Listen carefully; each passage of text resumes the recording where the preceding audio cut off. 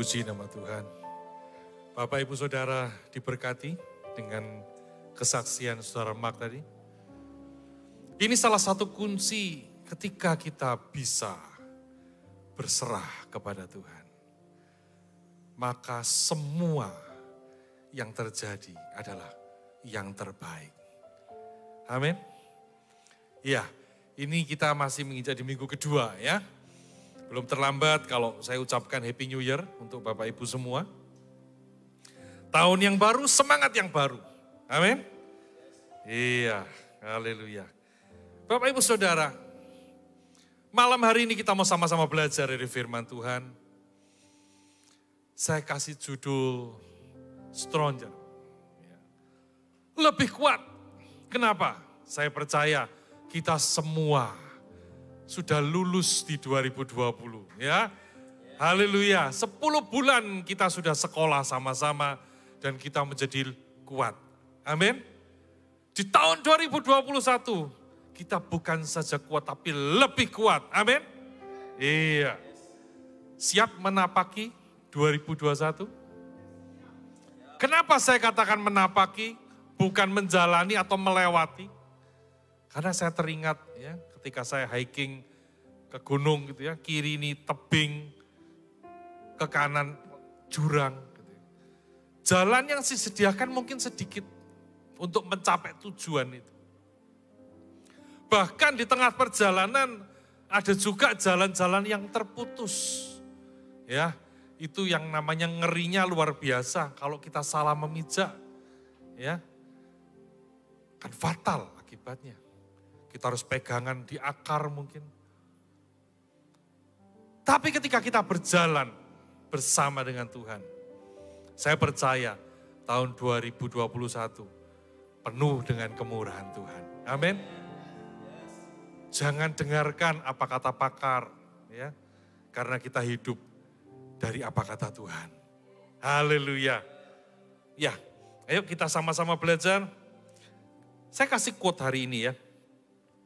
If you don't like your outcomes, change your responses. Mungkin ada hal-hal yang mengecewakan hidup kita. Mungkin ada yang kita merasa, aku kemarin kok begini ya. Nah kita belajar. Apa yang harus dirubah? Respon kita. Saya percaya tadi Saudara Mark itu responnya benar. Ya. Sehingga ketika ada hal-hal yang menurut kok enggak sesuai ya sama rencanaku, kok enggak sesuai ya dengan kehendakku gitu ya. Tapi ketika kita mulai belajar untuk memberikan respon yang benar, maka di situ tangan Tuhan itu yang kuat dan penuh kuasa itu memegang hidup kita. Ya, sehingga bukan saja yang baik tetapi yang terbaik diberikan dalam hidup kita. Dan terbukti kan ketika diluputkan di satu hal dibawa kepada hal yang lebih besar. Ya, cuman saya baru tahu ya ternyata di Jerman ada bahasa kecemplung tadi ya.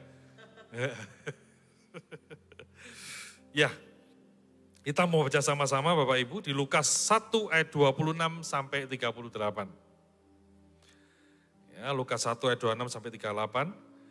Dalam bulan yang ke-6 Allah menyuruh malaikat Gabriel pergi ke sebuah kota di Galilea bernama Nazaret. Kepada seorang perawan yang bertunangan dengan seorang bernama Yusuf dari keluarga Daud. Nama perawan itu Maria. Ketika malaikat itu masuk ke rumah Maria, ia berkata, "Salam, hai engkau yang dikaruniai, Tuhan menyertai engkau." 29, Maria terkejut mendengar perkataan itu. Lalu bertanya dalam hatinya, apakah arti salam itu? Kata malaikat itu kepadanya, jangan takut hai Maria, sebab engkau beroleh kasih karunia di hadapan Allah. Kita berhenti dulu sampai di ayat 30. Bapak Ibu Saudara, apa yang dirasakan, apa yang dialami oleh Maria, itu merupakan refleksi dari apa yang kita alami hari-hari ini.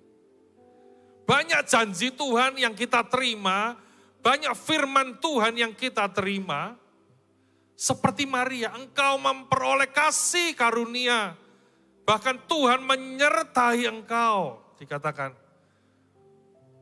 Tapi kenyataannya kok begini ya?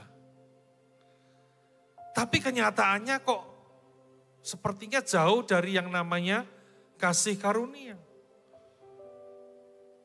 Sepertinya kok jauh dari yang namanya Immanuel, Tuhan beserta. Padahal kita tahu ya, Maria itu sudah menjaga hidupnya berkenan di hadapan Tuhan. Buktinya di mana? Buktinya dia dipilih oleh Tuhan. Ya. Dan yang kedua, Maria juga menerima anugerah kasih karunia dan penyertaan Tuhan. Sudah diterima. Hidupnya berkenan, dia menerima kasih karunia, dia menerima yang namanya Immanuel.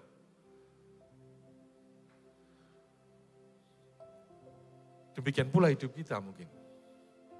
Kita sudah menjaga hidup, ya, kita sudah berusaha untuk berkenan dan menyenangkan hati Tuhan. Tapi kadang-kadang kita harus menghadapi sebuah kenyataan yang sepertinya itu jauh dari kasih karunia. Kita lanjutkan dulu ya, dari ayat yang ke-31, dikatakan, sesungguhnya engkau akan mengandung dan akan melahirkan seorang anak laki-laki dan hendaklah engkau menamai dia Yesus. Ia akan menjadi besar dan akan disebut anak Allah yang maha tinggi dan Tuhan Allah akan mengaruniakan kepadanya tahta Daud bapa leluhurnya. Dan ia akan menjadi raja atas kaum keturunan Yakub sampai selama-lamanya. Dan kerajaannya tidak akan berkesudahan. 3 ayat ini merupakan janji Tuhan yang diberikan kepada Maria. Bapak Ibu Saudara, tadi saya katakan sebagai manusia yang normal, ya, pasti yang namanya Maria ini bingung. Betul ya? Ini aku terima berita apa? Ini aku mendengar apa? Jangankan zaman dahulu, hari ini saja kalau kita mendengar ada berita seperti ini, bisa dikatakan kita sulit untuk percaya. Tidak pernah ada kejadian seperti ini. Dan ini yang pertama dan terakhir. Jadi sesuatu yang manusiawi ketika Maria merasa kok begini ya. Sering bertanya-tanya keadaan ini betul Tuhan atau bukan ya? Nah, Bapak Ibu Saudara, kita mau membayangkan ya, kita belajar dari yang namanya Maria ini.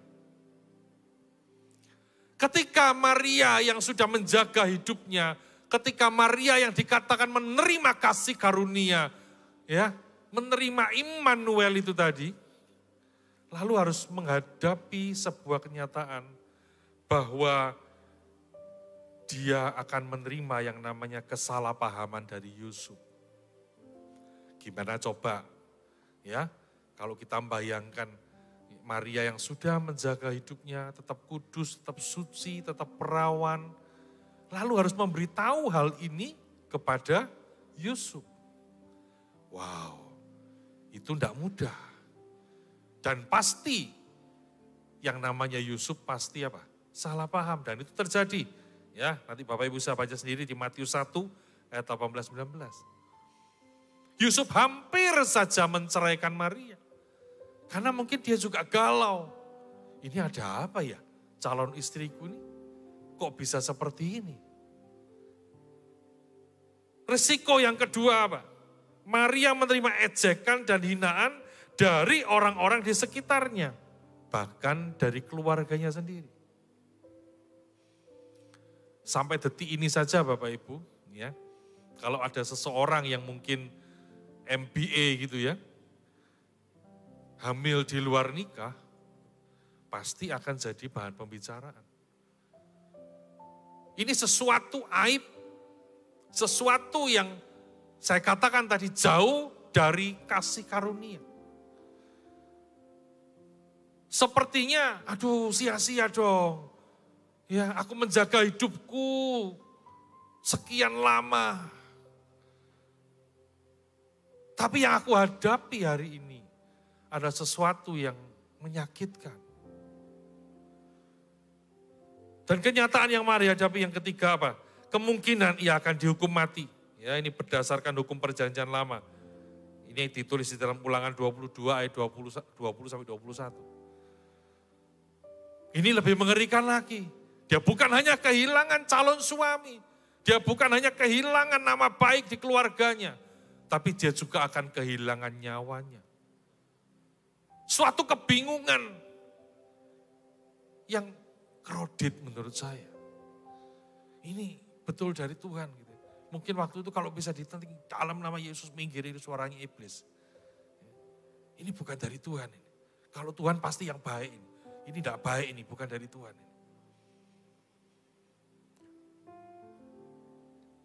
Nah yang luar biasa, kita lanjutkan di ayat 34 ya. Dikatakan ini, kata Maria kepada malaikat itu, bagaimana hal itu mungkin terjadi? Karena aku belum bersuami.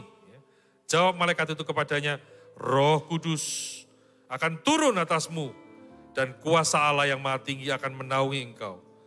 Sebab itu anak yang akan kau lahirkan itu akan disebut kudus, anak Allah. Dan sesungguhnya Elisabet sanakmu itu, ia pun sedang mengandung seorang anak laki-laki pada hari tuanya. Dan inilah bulan yang ke-6 bagi dia yang disebut mandul itu. Ayat 37, sebab bagi saudara kekasih Tuhan. Saya tidak tahu apa yang dihadapi Bapak Ibu. Tapi kalau hari-hari ini kita menghadapi hal yang sama seperti Maria. Mungkin hari ini kita bertanya, Tuhan aku sudah menjaga hidupku. Tapi hal-hal yang buruk sepertinya terjadi. Miliki sikap seperti Maria. Dan di sini ada satu kekuatan yang Tuhan berikan dalam hidup kita. Seperti itu tulis di ayat ke-35, yaitu Roh Kudus akan turun atas hidup kita. Roh Kudus itu memberi kekuatan buat kita Bapak Ibu. Menuntun kita. Mungkin di tengah-tengah ketidakpahamannya kita. Ketidakmengertiannya kita. Nah, ayat 37 ini favorit. Ya. Sebab bagi Allah tidak ada yang mustahil. Wow. Tapi jangan lupa, jangan berhenti di 37. Karena ada terusannya. 38 apa? Sesungguhnya aku ini adalah hamba Tuhan. Jadilah padaku menurut perkataanmu itu. Lalu malaikat itu meninggalkan dia. Bapak Ibu, ini loh.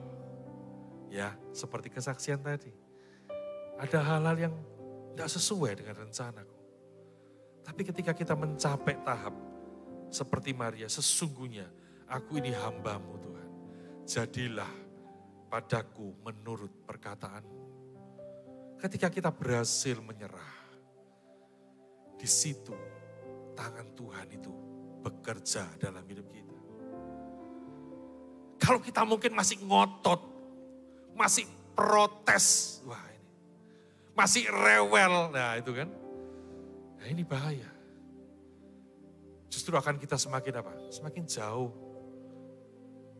Kita akan kecewa sama Tuhan. Apalagi kalau ilmu perbandingan, kita mulai membandingkan dengan orang lain. Oh Tuhan, orang itu sebenarnya kok lebih biasa-biasa, tapi kok orang sepertinya lebih diberkatin ya. Dan lain sebagainya. Mulai kecewa. Mulai meninggalkan Tuhan. Ya, apalagi musim-musim ini, wah ini kesempatan. Kenapa enggak ke gereja? Aku streaming gitu ya. Padahal streamingnya enggak pernah nyala. Ya. Yang nyala cuman, nah itu, lihat film-film begitu kan. Bapak Ibu Saudara, sikap sebagai hamba ini harus kita miliki. Karena kita tahu bahwa hidup kita ini sepenuhnya di dalam kasih kemurahan Tuhan.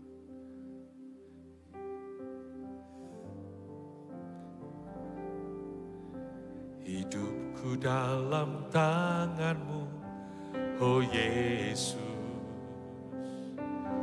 Setiap langkah Kau tetapkan bagiku. Walau kadang ku tak dapat mengerti jalan-Mu, tetap ku percayakan hidupku. Sebab aku ini hamba-Mu, oh Yesus. Jadilah padaku seturut firman-Mu. Engkau Tuhan yang selalu menepati janji-Mu. Rancangan-Mu terbaik bagiku. Yesus, ku percaya. Yesus, sungguh ku percaya. Rencana-Mu yang ajaib terjadi di dalamku. Yesus, sungguh ku percaya. Bapak Ibu Saudara, lagu ini diciptakan dari Lukas 1 ayat yang ke-38 ini. Aku ini hamba-Mu, jadilah padaku menurut kehendak-Mu.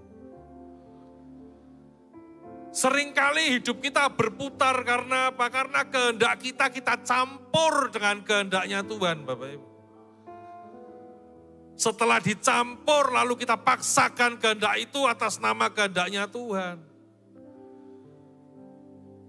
Dan kalau enggak terjadi kita kecewa. Loh katanya. Nah. Bapak Ibu Saudara ini kasih Tuhan. Saya percaya semua kita ingin menikmati Lukas 1 ayat 37 ini bahwa bagi Tuhan tidak ada yang mustahil. Iya. Bahkan dikatakan di Mazmur 33 ayat 9 ya. Sebab Dia berfirman maka semuanya jadi. Dia memberi perintah maka semuanya ada. Semua ingin menikmati itu Bapak Ibu. Tapi ingat. Yang terjadi itu adalah sebuah rema. Bukan kehendak kita. Tapi firman Tuhan yang terjadi dalam hidup kita sehingga apa? Semuanya boleh terwujud sesuai dengan kehendak Tuhan. Pertanyaannya sekarang, bisakah kita bersikap seperti Maria? Maria itu bukan hanya strong, tapi stronger. Lebih kuat. Saya membayangkan saja sudah ruwet gitu ya. Kalau membayangkan posisinya waktu itu ya, sebagai Maria. Aduh, itu benar-benar luar biasa. Nah, Bapak Ibu Saudara kekasih Tuhan, sambil buka-buka gitu ya, kita ngomong tentang hamba Tuhan. Ada sebuah survei yang dilakukan Gallup di tahun 2018. Hasil survei ini cukup menggelitik saya Bapak Ibu. Kenapa? Karena yang seharusnya sosok hamba Tuhan, ya, itu dipercaya. Tapi di tahun 2018 dari hasil survei itu di Amerika, ternyata hamba Tuhan itu hanya ada di urutan ke-8, Bapak Ibu. Ini sesuatu yang menjadi PR buat kita semua. Di situ memang ditulis pendeta gitu ya. Tapi saya percaya kita semua ini adalah hamba Tuhan. Amin. Iya. Siapapun kita, apapun posisi kita semua ini adalah hamba Tuhan. Dan pertanyaannya, bagaimana dengan hidup kita? Mungkin kita bisa menipu manusia. Tapi kita tidak bisa menipu Tuhan. Masih bisakah kita dipercaya oleh Tuhan? Ini orang Kristen Amerika, ya lebih, ya tidak perlu saya bacakan ya, itu bisa dibaca sendiri. Ada 7 profesi yang lebih dipercaya dibandingkan pendeta. Wah, mengerikan sekali. Dan ternyata puncak kepercayaan terhadap pendeta itu pernah terjadi. Tetapi di tahun 1985. Di situ 2/3 orang Kristen Amerika percaya, yaitu 67%. Tetapi hari ini, 2018 tinggal 42%. Ada apa yang terjadi? Dan singkat ceritanya ketika saya belajar, apa yang membuat pergeseran ini terjadi? Yaitu beban hidup. Banyak yang atas nama hamba-hamba Tuhan ini, dia mulai bergeser hidupnya. Yang dulunya memberitakan Injil yang murni, sekarang sudah menjadi motivator, dan lain sebagainya. Nanti Bapak Ibu bisa belajar sendiri. Tapi satu hal, kita memiliki PR yang sama. Jangan sampai kita juga punya respon yang salah. Jangan sampai kita menjadi hamba yang salah.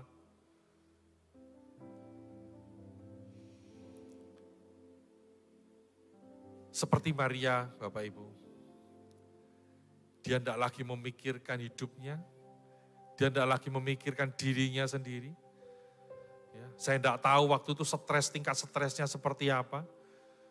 Mungkin waktu itu kalau sudah kalau ada tes gitu ya, tes depresi itu Maria menghasilkan tes depresi yang paling akut mungkin.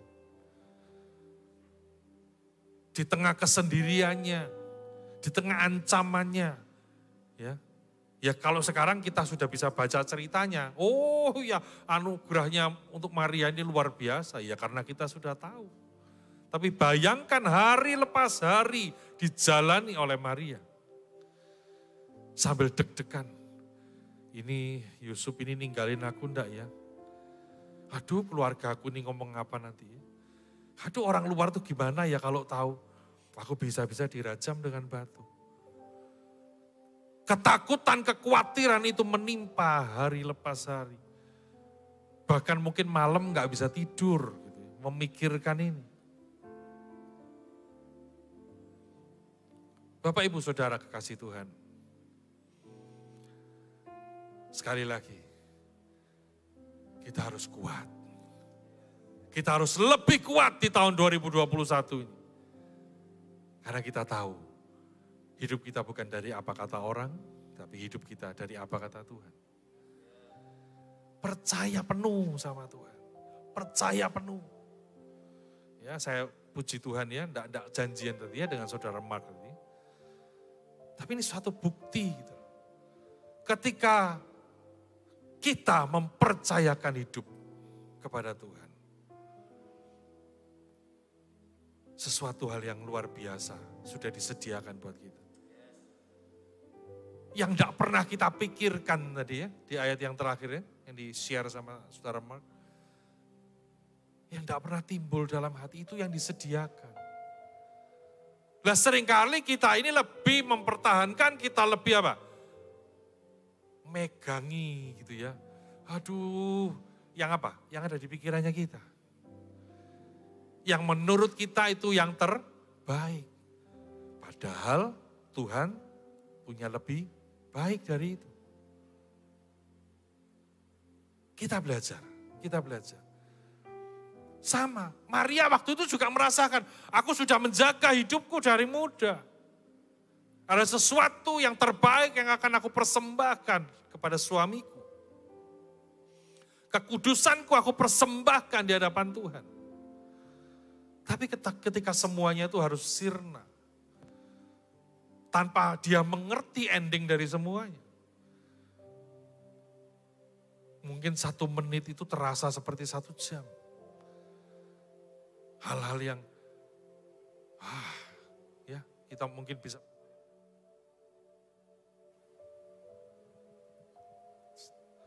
Kalau selama ini kita tahu endingnya enak gitu ya. Tapi kalau kita tidak tahu endingnya, Waduh, itu berat itu. Masa-masa contoh ya, masa-masa di rumah gini, kadang-kadang ya ada salah satu media yang menyediakan banyak film-film yang bagus. Saya suka yang based on true story. Ada cerita itu yang sesinya itu sampai banyak Bapak Ibu. Ya. Satu sesi ini bisa sampai misalnya 15 film. Lah itu kalau misalnya 5 sesi berarti kan 75 film. Gitu. Ya tapi sambil lalu kalau ada waktu nganggur gitu ya, setel gitu. Tapi untuk menutupi yang namanya kegalauan dan kekhawatiran, saya setel yang terakhir Bapak Ibu. Ya. Nah terakhir kan tahu, oh yang hidup ini si A, B, C, D, E. Nah, jadi otomatis apa? Waktu di tengah-tengah, si A ini terancam misalnya mau dibunuh, saya gini, enggak kok dia masih ada sampai terakhir. Otomatis apa?